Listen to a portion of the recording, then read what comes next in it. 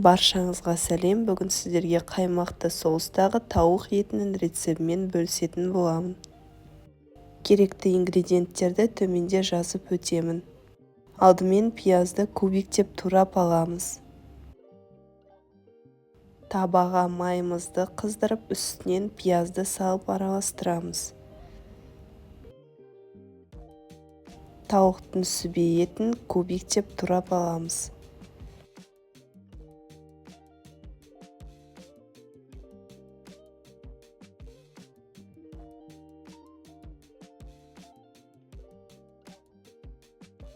Сонымен қатар саңырауқұлақтарды да турап аламыз.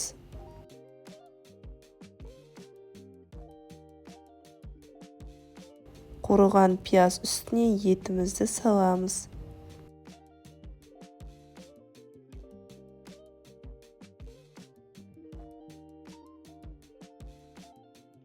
Үстінен тұз, бұрыш және дәмдеуіштер қосып араластырамыз.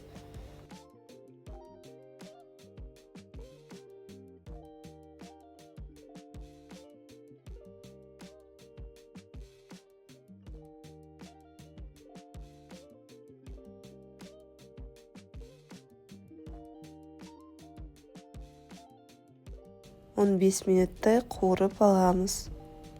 Енді үстіне туралған саңырауқұлақтарды қосамыз. Араластырып аламыз.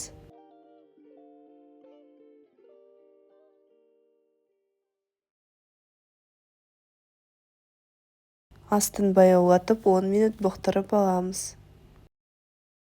Енді үстінен қаймақ қосып 5 минутке қалдырамыз.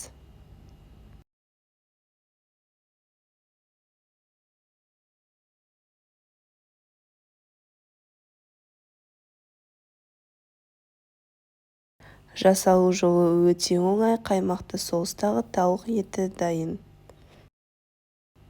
Макарон немесе күріш гарнирімен жеуге ұсынамыз.